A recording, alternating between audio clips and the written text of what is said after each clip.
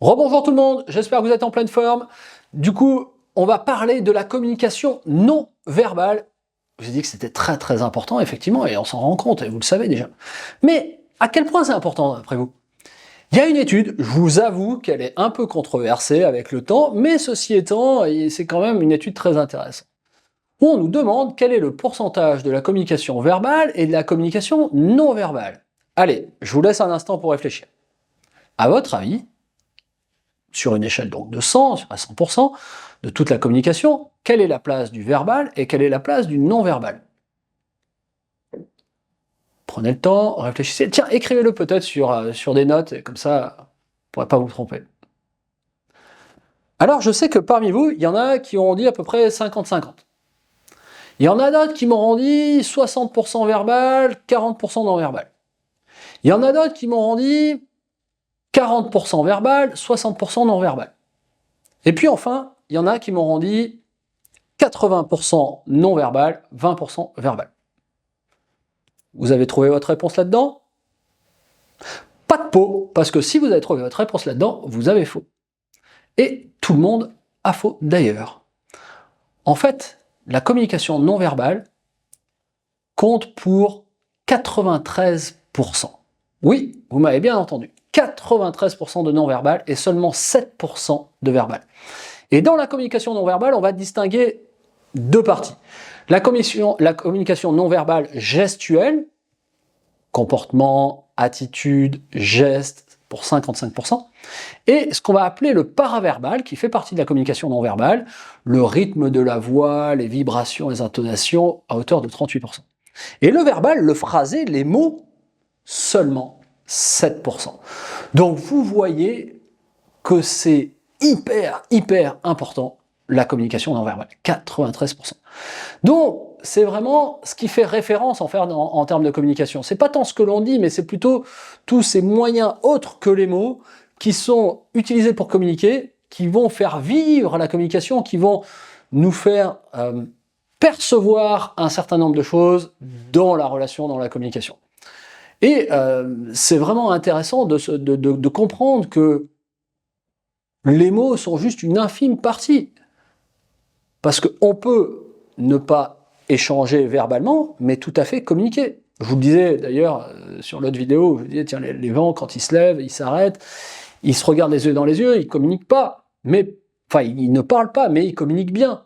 Donc du coup, c'est bien qu'on n'a pas besoin de mots pour communiquer. Ça me fait toujours penser à cette fameuse Madeleine de Proust, où quand il rentre dans la cuisine de sa grand-mère, quand il rentre dans une cuisine, il ressent la Madeleine de sa grand-mère, et donc du coup, c'est par l'odeur qu'il y a une forme de communication. C'est intéressant, parce qu'on peut aller dans le non-verbal avec le visuel, l'auditif, le kinesthésique, le gustatif ou le olfactif, et tout peut jouer dans la communication non-verbale. Pour vous faire vraiment comprendre le truc, j'ai envie de vous dire qu'il y a différents niveaux, ou plutôt différents aspects sur lesquels on va avoir de la communication non verbale. Par exemple, dans la transmission de ce que je pourrais appeler l'empathie ou la transmission des émotions. C'est vrai que je peux exprimer verbalement une émotion. De la joie, ou de la colère, ou de la tristesse. Mais en fait, vous allez voir que j'aurai beaucoup plus de facilité à l'exprimer non-verbalement par des mimiques, par, je ne sais pas, si c'est la joie, je peux sauter en l'air, je peux crier, j'en sais rien. Mais du coup, vous allez vous rendre compte dans mon attitude de l'émotion à laquelle je suis en train de vivre, sans forcément que je mette des mots MOTS dessus. Et donc, c'est ça qui est vraiment intéressant avec la communication non-verbale. C'est qu'il y a tellement de choses, on peut exprimer tellement de situations, de paradoxe, j'ai envie de dire, potentiel, que du coup c'est infini. Et d'ailleurs, la communication non verbale fait d'études qu'on appelle la synergologie, où on étudie les mouvements dans la communication, et c'est très intéressant. Ceci étant, ce n'est pas une science exacte, et il y a énormément d'options et de possibilités. Maintenant, quand j'exprime, par exemple, de l'empathie, ou quand j'exprime un trait d'émotion, c'est pas vraiment moi, mon intellect, qui s'exprime. C'est plus une partie inconsciente de mon cerveau qui va s'exprimer. Et c'est hyper intéressant, parce que justement, on va moins maîtriser cette partie inconsciente dans notre cerveau, et donc on va moins maîtriser notre non-verbal, qui fait que notre non-verbal sera beaucoup plus juste et beaucoup plus vrai que notre verbal. Oui, c'est notamment aussi pour ça que nous sommes potentiellement de très bons menteurs. Quand nous exprimons quelque chose par les mots, nous pouvons tout à fait mentir. Je pourrais vous dire, ah bah tiens, aujourd'hui je suis en pleine forme, ça va super bien, et puis en fait être profondément triste ou être dans un mal à l'être.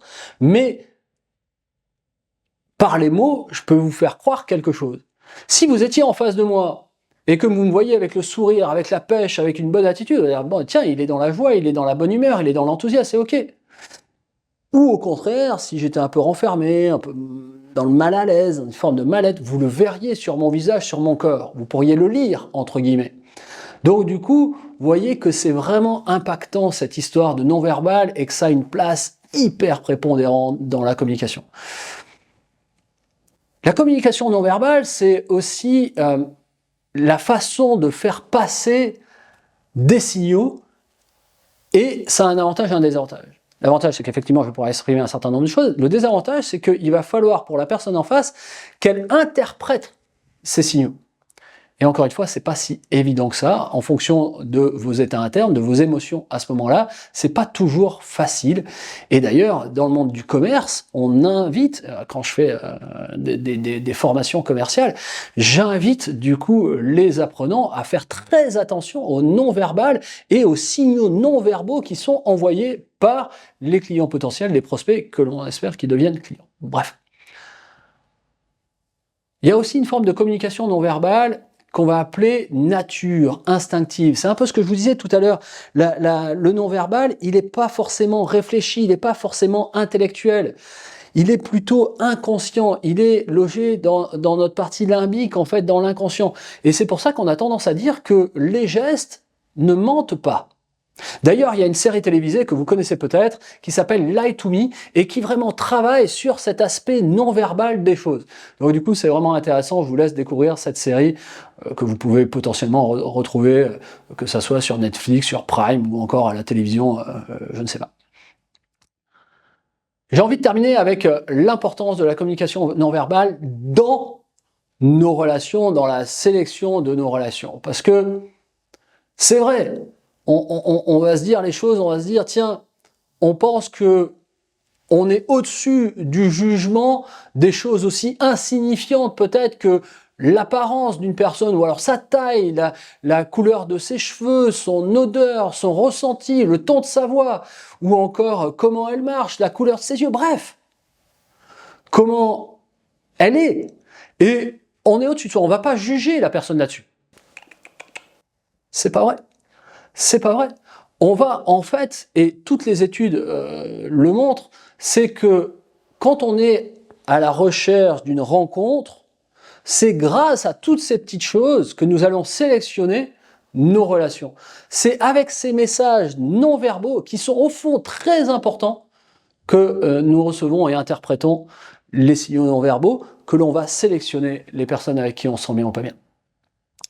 Donc vous voyez que c'est quand même hyper important cette communication non verbale. Je vous invite encore une fois peut-être à creuser, à faire vos propres recherches, à vous intéresser potentiellement à la synergologie et du coup à voir à quel point ça a un impact fort dans nos communications, dans nos relations, dans nos interconnexions, et du coup que parfois le mot est intéressant et quelque chose, mais que l'attitude, le comportement est encore bien plus fort, bien plus puissant, et qu'il a plein de sens. Je vous laisse avec ça, et je vous retrouve dans une prochaine vidéo. À tout bientôt. Rebonjour tout le monde, j'espère que vous allez bien. On a vu la communication non verbale, et on va faire une transition avec la communication donc verbale maintenant. On est bien d'accord, la communication non verbale, 93% de la communication et 7% pour le non verbal. D'ailleurs, un truc que je vous ai pas dit sur la communication non verbale qui est aussi intéressant, c'est cette idée de proxémie. La proxémie, c'est quoi? C'est la distance qu'on a entre les gens pour voir, et ça fait aussi partie du non verbal. Je vous laisserai découvrir dans la vidéo précédente, quand vous allez aller voir en dessous, vous allez retrouver tout ça. Alors, pour faire cette transition avec la communication verbale, eh ben, le verbal, c'est justement les mots, c'est ce que l'on exprime, c'est la rhétorique, et l'étude de la rhétorique est hyper intéressante, l'étude des mots. L'idée, c'est déjà de parler un langage commun, donc le même langage, pour nous, le français, pour d'autres, ça sera l'anglais, l'allemand, l'italien, peu importe, le chinois, le japonais, bref. Et donc, du coup, c'est grâce à ça qu'on va mieux se comprendre en parlant un langage commun, avec des mots que nous pouvons comprendre. Et ce qui est important dans le verbal, c'est surtout la forme. Le mot en lui-même a son importance, c'est évident. Pas si je vous donne une insulte, je vous insulte pas avec un nom d'oiseau, comme on dit couramment, et ben vous allez mal le prendre, vous allez être chagriné, chiffonné par rapport à ça, et c'est tout à fait normal. Mais vous allez voir que suivant comment je le prononce, peut-être sur le ton de la plaisanterie, si je dis à un ami, ah mais qu'est-ce que t'es bête, ou espèce d'idiot, en se marrant, et ben du coup ça peut effectivement très bien passer. Donc, ce qui est important de comprendre, c'est que même dans notre verbal, dans nos mots, la façon que j'ai de dire les choses va avoir un impact très très fort, très très important. Moi, je vous invite vraiment, pour aller un peu plus loin en fait là-dessus, à aller regarder en dessous de la vidéo, vous trouverez des choses sur la rhétorique, et du coup de prendre quelques instants pour découvrir ce que c'est, et découvrir ces subtilités de mots, de langage. On a plusieurs types de langage, vous savez, le familier, le courant, le très élaboré, le très familier, qui est malheureusement de plus en plus le cas chez les jeunes aujourd'hui, mais que ça fait une vraie différence à la sortie de quel type de langage on utilise et quelle forme de langage on utilise. Donc du coup, prêtez attention à tout ça quand vous allez vous exprimer par vos mots. Est-ce que vous allez utiliser du langage familier ou est-ce que vous allez utiliser du langage soutenu? Est-ce que vous allez le faire sur le ton de la plaisanterie ou sur un ton très sérieux, très professionnel? À vous de voir. Mais du coup, prêtez attention, faites attention. Quels mots utilisez-vous? Dans quel contexte? Avec qui? À quel moment? Tout ça est important en fait dans la communication verbale. Tout ça est important parce que ça va faire des différences énormes, parce que le verbal, c'est tout de suite ce que l'on comprend.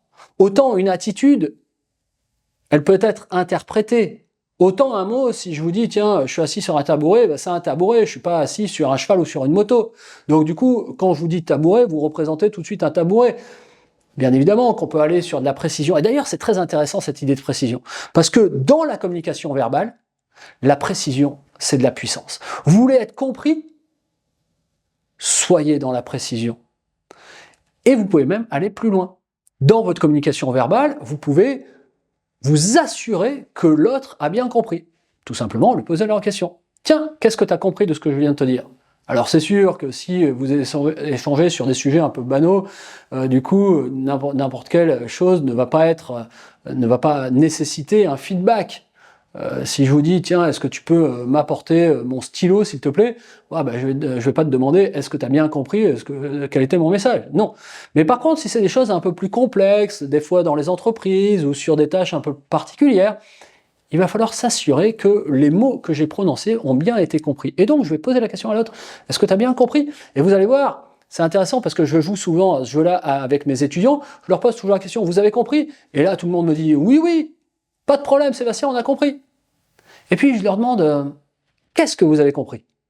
Et là, il y en a la moitié qui baisse la tête, comme ça, qui regarde un peu leurs souliers et qui remet la tête. Du coup, c'est drôle. Donc, vous voyez que dans nos mots, on sait qu'il y a une compréhension naturelle, presque instinctive dans la langue qui est OK, mais qu'on peut aller plus loin, on peut s'assurer de faire un feedback pour être sûr que la personne ait bien compris. Travailler sur votre verbal, c'est aussi important.